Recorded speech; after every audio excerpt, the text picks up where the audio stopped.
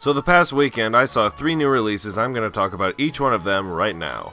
The first I saw was M. Night Shyamalan's new film, Split, and to my surprise, it surpassed my expectations. At first, I was a little skeptical going into it, considering the last few attempts Shyamalan has made to shock audiences have been nothing but failures in many aspects, and the trailers themselves weren't doing much to help the cause, but after actually seeing the film, I can definitely say that I was very surprised. What stands out the most in this film is James McAvoy's performance as Kevin, as well as just a few of his 23 personalities. He definitely knows how to be immersed into a role because I felt like every personality was their own character, and they each had their own little nuances and mannerisms about them that made McAvoy's performance all the more believable. Anya Taylor-Joy was also really good because, as most victims in horror films would do the last possible option you could think of in a situation like this, she was always coming up with ideas to outsmart Kevin in a way that any viewer would hope. Betty Buckley as Kevin's psychologist was also great. She kept me interested into delving more into his character, and did a hell of a lot better than she did in The Happening, so I give her points for that.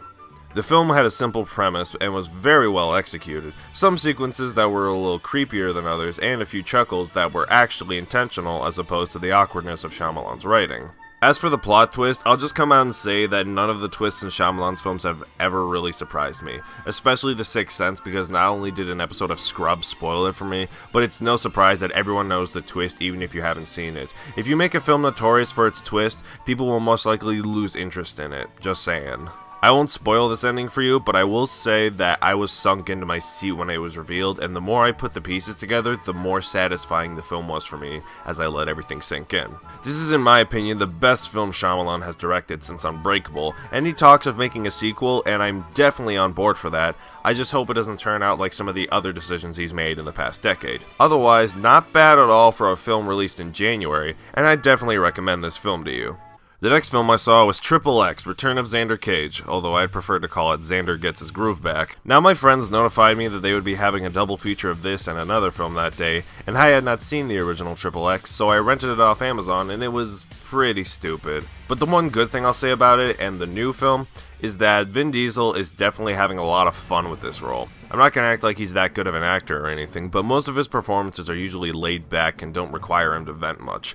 But considering he was playing a daredevil sort of character, he definitely did what he had to do. As for the film itself, you could say it's bad, but if you're willing to suspend your disbelief and just need something to watch when you're drunk or watch something mildly entertaining in its absurdity, I would definitely check this one out.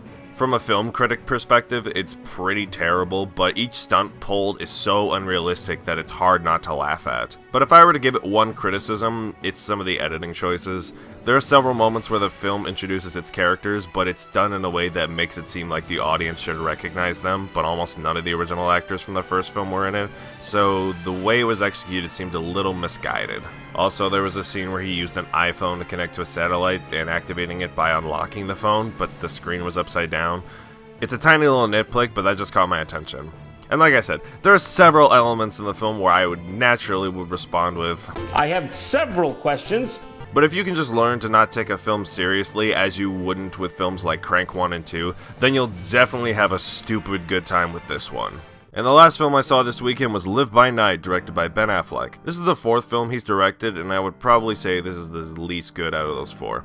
Not to say it's bad, but the other 3 were so good that they kind of outshine this one. Kind of like how Jackie Brown is a good Tarantino flick, but lower on the list considering all of his other works were outstanding in their rights, when Jackie Brown in this case would just be considered okay. And I can say the same for Live by Night. Ben Affleck pulls off a pretty solid performance as a man trying to take another stab at life after being in jail for 3 years, and it's nothing groundbreaking for anything he's done, but considering Batman vs Superman happened, he definitely pulled off this character of his. And he can be a believable badass at times, and even have some quippy one-liners, so kudos to that. The cinematography was nice, even with the colors dimmed a bit, like most Mafia films around the 20s, and a lot of the actors did what they should have. Honestly, this is not that bad of a way to start off the year for films, especially in January, and this is just one of the many good things to come from it.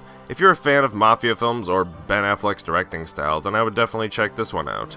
I said more positive things about a Shyamalan film and Vin Diesel action film than I did about a Ben Affleck directed film. That could either be really good or really bad for 2017.